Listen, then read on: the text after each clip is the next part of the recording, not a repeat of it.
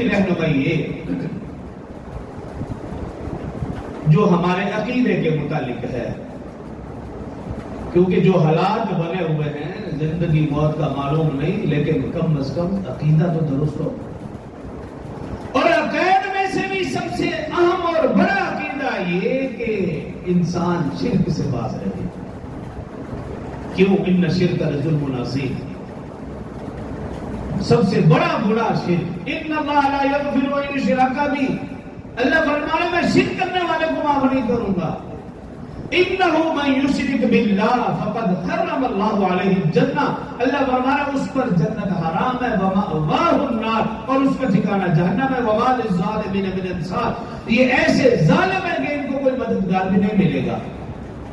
عقیدہ درست.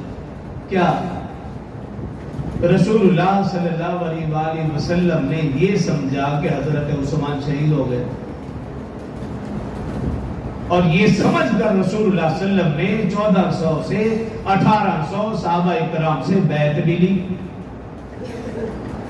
اگر رسول اللہ صلی اللہ علیہ وسلم کو معلوم ہوتا کہ حضرت عثمان زندہ ہے تو پھر بیعت کیوں لیتے؟ بیعت اس لیے لی تھی کہ رسول اللہ صلی اللہ علیہ وسلم کو معلوم ہی نہیں تھا کہ حضرت عثمان زندہ ہے یا شہید ہو گئے، بلکہ آپ یہ سمجھ رہے تھے کہ شہید ہو گئے، بیعت لے لی.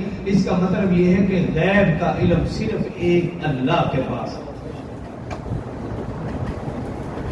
قرآن پاک کی بے شمار آیات ہیں. آپ سورۃ 9 سپارے میں دیکھیے، سورہ اعراف میں دیکھیے، اللہ فرما رہے ہیں قل لا املک لنفسی نفعا ولا ضرا. اے پیغمبر آپ خود کہہ دیجئے لا املک لنفسی نفعا ولا ضرا، کہ میں نہ تو نفع کا مالک ہوں نہ ہی نقصان، الا ما شاء اللہ، جو اللہ چاہے. ولو كنت اعلم الغیب لاستكثرت من الخیر، اگر میرے پاس غیب کا علم ہوتا تو میں بہت ساری خیر کی چیزیں اکٹھی کر لیتا. وما مسنی السوء، تاکہ کوئی بھی چیز مجھے نقصان نہ پہنچا سکتی. ان انا الا نذیر و بشیر، ہاں میں تو صرف ڈرانے والا اور خوشخبری دینے والا. اسی طرح سورہ انعام میں اللہ فرما رہے ہیں قل لا اقول لكم عندي خزائن اللہ، اے پیغمبر آپ کہہ دیجئے کہ میں کسی بھی چیز کا مالک نہیں ہوں، سب خزانے تو اللہ کے پاس ہیں. ولا اعلم الغیب، نہ ہی مجھے غیب کا علم ہے. اسی طرح ایک اور جگہ وعنده مفاتیح الغیب لا يعلمها الا هو، اللہ فرما رہے غیب کے خزانے تو اللہ کے پاس ہیں.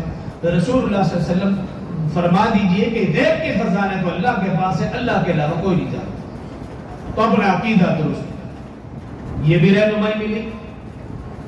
اور تیسرے نمبر پر آپ یہ دیکھیے کہ رسول اللہ صلی اللہ علیہ وسلم کو صحابہ کرام رضوان اللہ علیہ مجمعین سے کتنی محبت تھی. ایک صحابی کے قتل کے لیے، قتل کا بدلہ لینے کے لیے رسول اللہ صلی اللہ علیہ وسلم نے 1800 صحابہ کرام سے جان ان کے بدلے کے لیے ان سے بیعت لی، ان سے وعدہ لیا. پھر ایک یہ بھی ہمارے لیے رہنمائی ہے اس میں کہ صحابہ کرام رضوان اللہ علیہ مجمعین معیار ایمان اور معیار حق ہے. اور پھر ان ساری باتوں کا خلاصہ یہ سورہ حدیبیہ کا واقعہ ہو، غزوہ بدر ہو، احزاب ہو، خندق ہو،